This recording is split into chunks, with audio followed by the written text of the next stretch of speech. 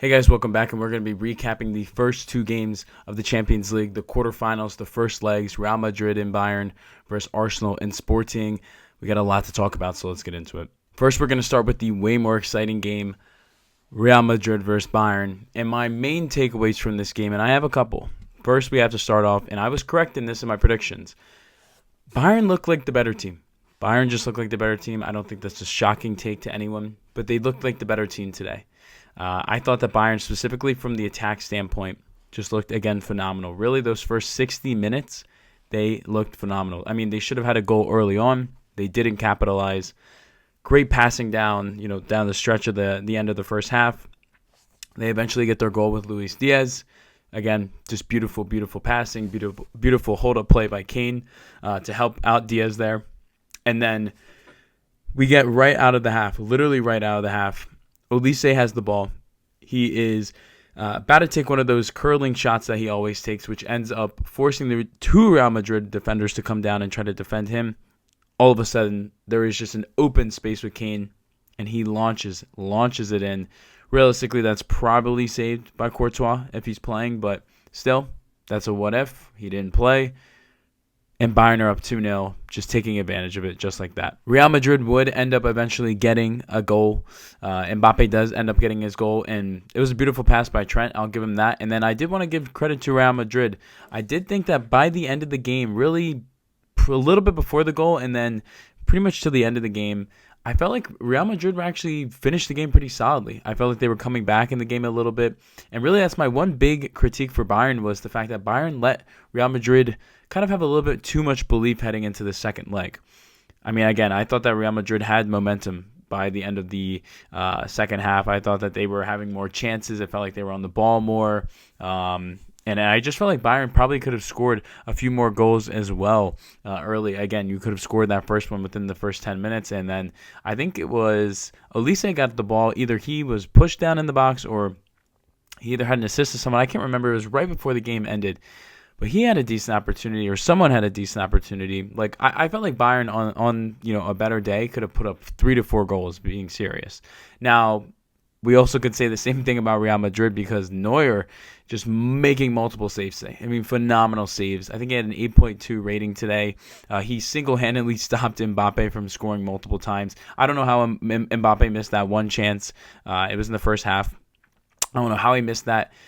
It was a beautiful run by Mbappé, beautiful run, but he just couldn't finish. And really, I don't even know if it was necessarily the worst shot by him, though. It was a tough angle to hit that shot. It was more the fact that Neuer was just making fantastic saves. Again, this guy is 40 years old. In the biggest moments, again, in the Champions League against Real Madrid at the Bernabeu, and he's making key stops. So, ton of credit to him there. I feel like those were the main points that I wanted to hit on for this game. There's a couple more things I wanted to get into, but man, that's really what I saw from today's game. It just looked like Bayern were more in control for a majority of the game, but they just let Real Madrid just have a few more chances than I think they really should have, and they kind of gave him a little bit of false hope, or not false hope, but a little bit more extra hope than they would have liked to give Real Madrid heading into that second leg. I think heading into that second leg, you still have to favor Bayern. I mean, again, they just look like the better team, and I think they have enough to get it over the line against Real Madrid at the Allianz Stadium. And I guess my question with Real Madrid is really, number one, can you create? I think they'll be able to create enough. I mean, we saw today they had multiple chances. They just weren't able to really capitalize because Neuer is that good. But really, I guess, what is their plan defensively? Because, yes, you're going to have to create. That's literally what you're going to have to do to at least force the game even to extra time. But I just am worried, I guess, about Real Madrid and just their ability that they might get cut up. And it's just going to be so hard to ask them to be like, hey, we need to play attacking football because we obviously need to tie the game up.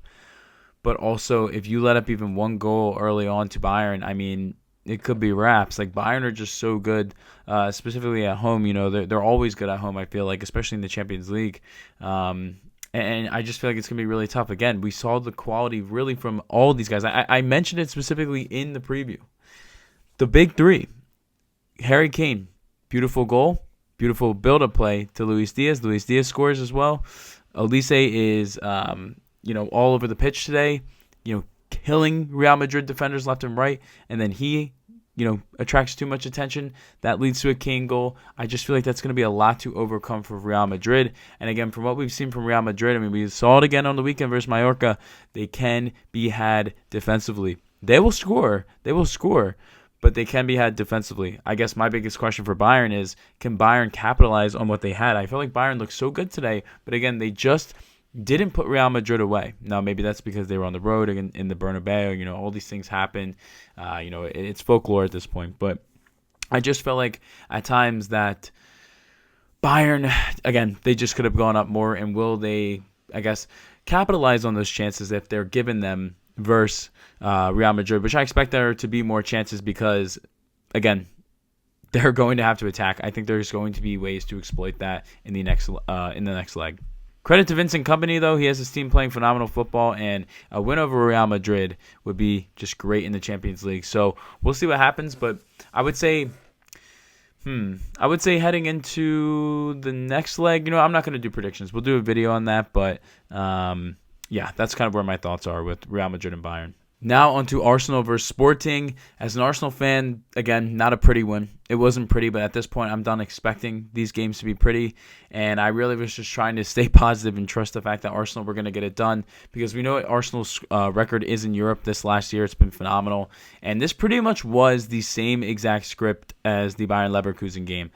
Try to do what you can, be very sound defensively, and then try to get a goal, take it up 1-0 at the Emirates. I mean, I felt like we were obviously going to get a draw, but man, what a impact from Martinelli right there. Beautiful assist. I mean, my God, he cuts it against the defender first and then has the beautiful pass and beautiful touch by Kai Havertz to put it in. Just a beautiful goal, but there really wasn't much else that I was in love with. Obviously, defensively, a lot of things I liked from Arsenal, but just an ugly win, but you'll take it in the Champions League. I will say, though, again, the attack was bad, and I know... Again, I said I don't have many expectations for it. You're down Eze as well. You're down Bukayo Saka as well. But I just thought certain guys really disappointed me today. Martin Odegaard. And it hurts to say because I love him, but he just hasn't been there, in my opinion, consistently. And again, this is another opportunity to create a little bit more. I just didn't see it today. Trossard, a nothing burger. I didn't see it. I thought Victor Gyökeres was good today. Just didn't have a ton of support. I thought Madueke looked good, but just, again, was a little wasteful with chances. Really trying to think of anyone else. I mean, that's mostly when it comes to the attack. Even other guys that I was definitely disappointed in. Ben White, again, defensively was getting cut up. Zubimende, I've liked what I saw from him at times this year, and he actually maybe should have had a goal, but it was ruled offsides. But overall, his game today wasn't on point, wasn't able to hold the ball much, and really wasn't doing much when he had the ball and trying to push it forward. I just didn't see much from him today. I will say, though, David Raya, massive saves again. This is the difference between David Raya and Kepa. Again, we can live in the past, but man, what if he played in that final versus Manchester City? What if he played over the weekend against Southampton? You just never know. I mean, he makes some key saves every single game at this point. You're almost desensitized as an Arsenal fan, but I hope other fans are able to see how good this guy is because he's just a freak. He literally is the definition of a freak. I call him the cat for a reason. He has the reflexes of a cat. He's just incredible. And I got to give credit to Arteta for putting on Dalman and for putting on Kai Havertz. I would have liked to maybe see subs a little bit earlier, but hey, they actually made an impact, especially the Kai Havertz sub. So I will give credit to Arteta, especially in a game like today where you didn't necessarily need to win today's game, but if you didn't get a result, at least minimum a win, I think the fans would have been really even more negative. I mean, again, we're going to the Prem now on Saturday, but after the last two results, you needed something positive. Even if it wasn't pretty, Arsenal still lead the building 1-0.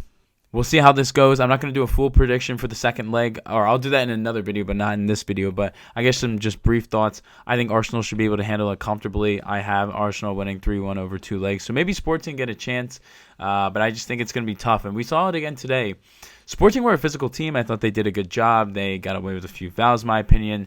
Definitely were, pissing off Arsenal for sure, but it just was the lack of quality. I mean, again, Sporting specifically in the midfield, I feel like they couldn't hold the ball at times. We're really just not great on the ball. There was a few chances, of course, they had, but they just really were not able to stick with it for very long. And again, just the quality was not enough. Even when this Arsenal side was struggling with this piss poor attack, they couldn't score. Now, yes, obviously Arsenal very good defensively, but you would have maybe expected Sporting at least to get one goal. They did not get that goal, so we'll see what happens, but that's the way I'm leaning. I don't think I'll have the time to record tomorrow for the Barcelona Atletico game and the PSG Liverpool game. I'll get a TikTok out, but I won't be able to get a full-on recording.